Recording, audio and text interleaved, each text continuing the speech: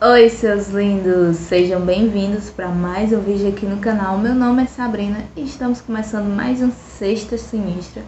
Hoje para falar sobre o caso do Gresham Taylor, o homem que foi abduzido, assassinado ou que cometeu suicídio. Não sabemos. Vamos desvendar este mistério no vídeo de hoje. Então já vou pedir para que você se inscreva aqui no canal, deixe seu like e também comenta aqui embaixo quais casos você quer ver aqui no canal, que eu sempre tô trazendo casos aí pra vocês de pessoas que estão desaparecidas, casos interessantes, casos sobrenaturais. Então já vou pedindo para que você deixe aqui um caso que você quer ver aqui no canal, tá certo?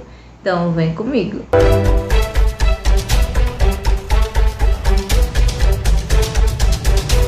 Bom, e começando, sobre o caso de hoje, vamos falar sobre Gresham Taylor.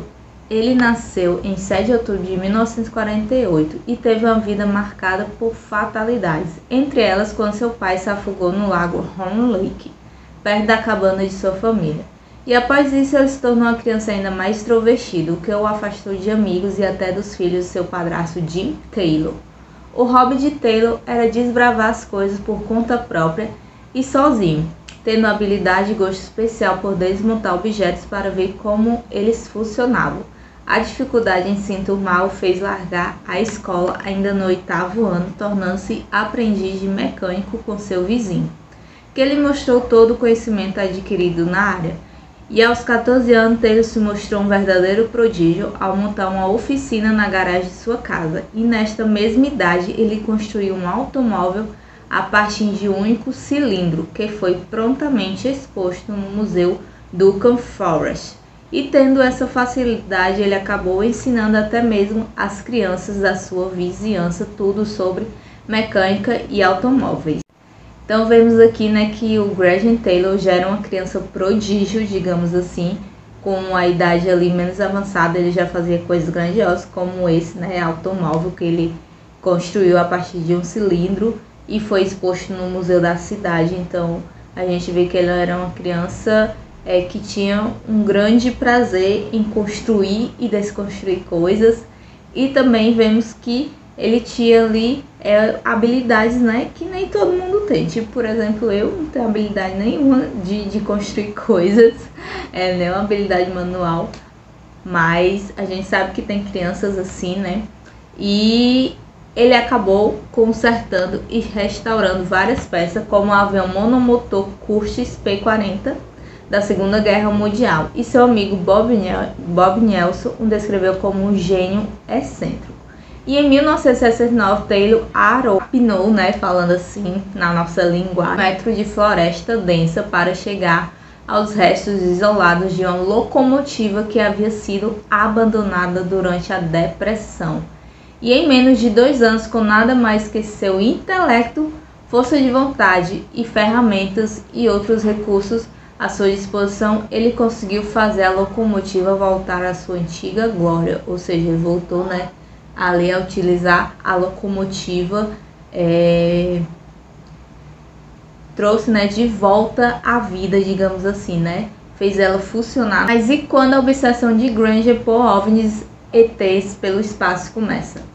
Taylor tira uma licença de piloto e compra um antigo avião de guerra vintage Kitty Hawk que ele restaura. Agora Gresham fica obcecado por descobrir como os discos voadores funcionavam e passa mais de meio ano construindo e soldando uma réplica de disco voador. E essa réplica foi feita com peças descartadas de satélites, e lá dentro foram colocados uma televisão, um sofá e um fogão a lenha. Agora, com sua nova invenção, digamos assim, Gresham passa horas dentro da réplica e muitas vezes até dormindo. Então ele estava ali empenhado em descobrir como poderia ter esses contatos com os ETs. E só um adendo, muitas pessoas ficam obcecadas por esse tipo de assunto.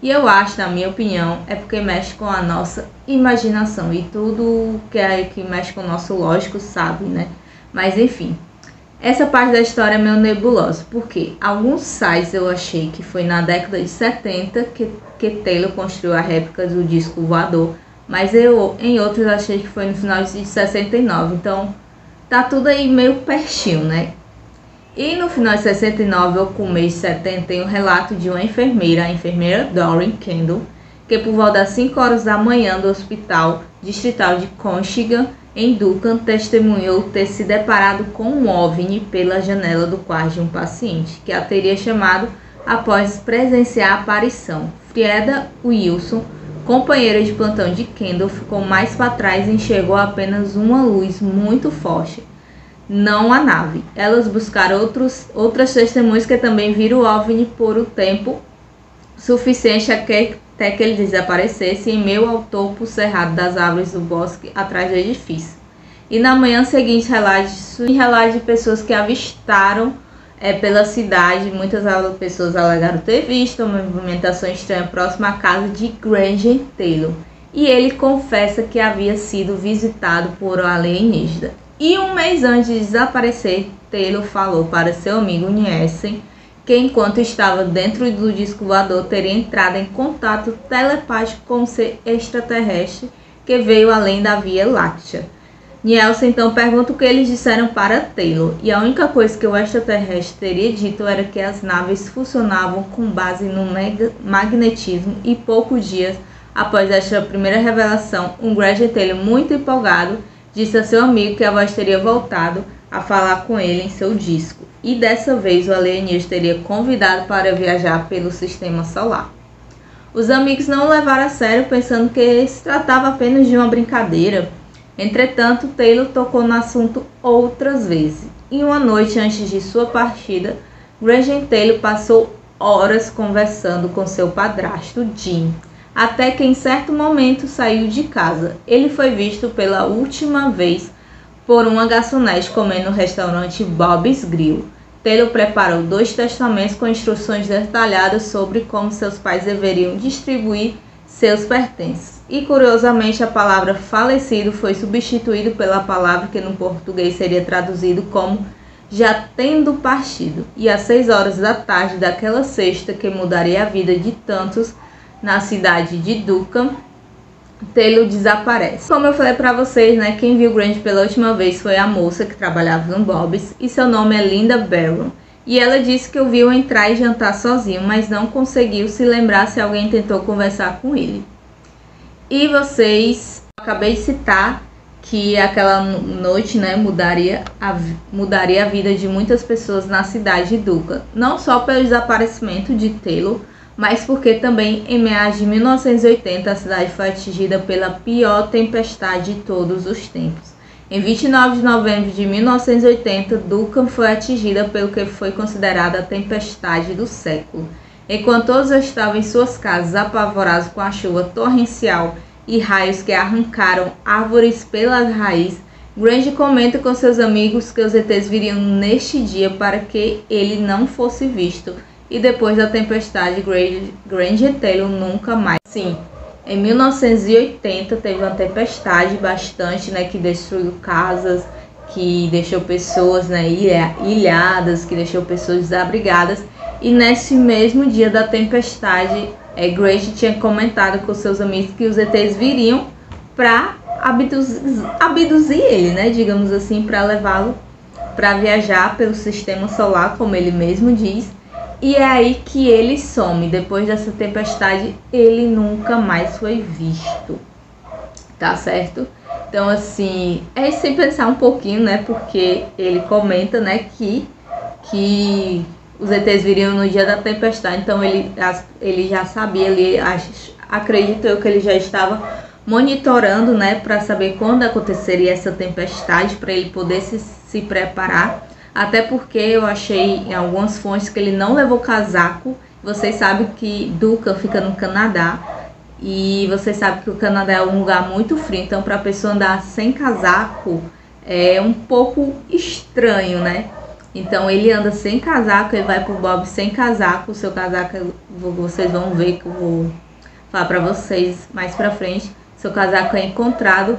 Então fica assim, é uma coisa a se pensar, né? Que seria muito conveniente logo no dia da tempestade ele desaparecer assim do nada. No dia seguinte, sua mãe e padrasto encontraram um bilhete escrito por Taylor pregado na porta de casa, em que o homem confessava que havia partido em uma viagem de 42 meses a bordo de um OVNI. No verso do bilhete, ele desenhou um mapa à mão que levava às montanhas do Taylor, onde teria sido o ponto de encontro. O Padre Grange entrou em contato com a polícia montada para ajudar a encontrar a seu enteado e foram feitas checagens exaustivas em vários lugares e análise de documentos pertences deixados por Grange, mas nada sobre seu paradeiro. E a única coisa encontrada foi o casaco de Taylor, que estava dentro da casinha de seu cachorro. A falta de pistas intrigou as autoridades. Era como se o homem tivesse sumido da terra. O nome de Granger Taylor foi colocado no sistema da polícia e anos depois, em 1906, a picape de Granger foi encontrada no Monte Prevost, próximo ao local onde morava, com vestígios de uma explosão causada por dinamite. A autópsia apenas revelou que restos de uma blusa reconhecida por Grace, mas nenhum corpo foi encontrado. Agora vamos lá para as teorias. E tipo assim, gente, são muitas, né? Umas absurdas, outras nem tanto. E a primeira e mais comum é o suicídio. Mas então, onde estaria o corpo? Outra, mas porém, é um pouco mais absurda, é que o governo americano teria sequestrado Grant para fazer trabalhar na enigmática Área 51, ou que ele estaria fugido para a Colômbia, mas foram descartadas porque não faz nenhum sentido, né? E a terceira é de assassinato. Alguém poderia tê-lo matado de alguma forma, jogado o corpo em um rio e explodido a parte do veículo para confundir as investigações, mas cai na mesma pergunta: cadê o corpo? A gente sabe que na maioria das vezes o corpo é encontrado, e a teoria de que ele teria sido abduzido foi considerada real mesmo, e que explodir o carro teria sido necessário para eliminar as evidências. Se ele tivesse de fato feito uma viagem interestelar, o que aconteceu para que ele nunca mais voltasse? Então, como eu falei para vocês, são muitas teorias. A primeira eles sempre colocam como suicídio, né? Mas então, onde estaria o corpo que nunca foi encontrado? A segunda, que ele teria sido levado pelos americanos para a área 51, que é uma área bastante conhecida, né? Conhecida assim, né? Que a gente escuta muito falar que os ETs estariam lá, que pessoas estavam trabalhando para o governo lá, enfim. E sobre a Colômbia, é porque ele disse, né, que ia fazer uma viagem de 42 meses. Então as pessoas pensaram que ele poderia ter ido para a Colômbia, porque não sabemos, né? Logo, a Colômbia, assim, não tem explicação. E por último, o assassinato, mas de novo cai na mesma pergunta do suicídio: onde estaria o corpo? Eu fui dar uma pesquisada, né, em alguns casos onde o corpos das pessoas que são assassinados mas a maioria são encontrados os corpos. Raramente eles não encontram os corpos.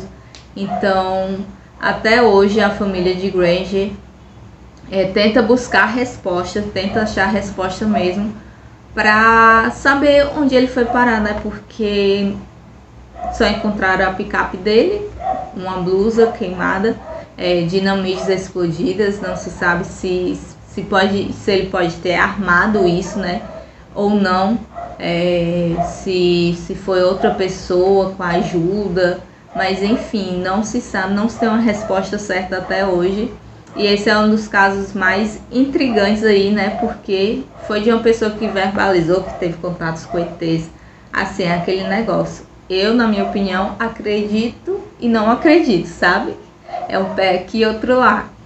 Mas eu quero saber de vocês, se vocês acreditam que ele foi mesmo abduzido ou se aconteceu alguma outra coisa com ele.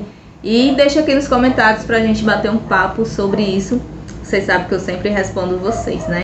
Bom, esse foi o vídeo de hoje. Eu espero muito que vocês tenham gostado. Se gostou, não se esquece, né? Deixa aquele like, comenta aqui embaixo. Um beijo, até o próximo vídeo. Tchau!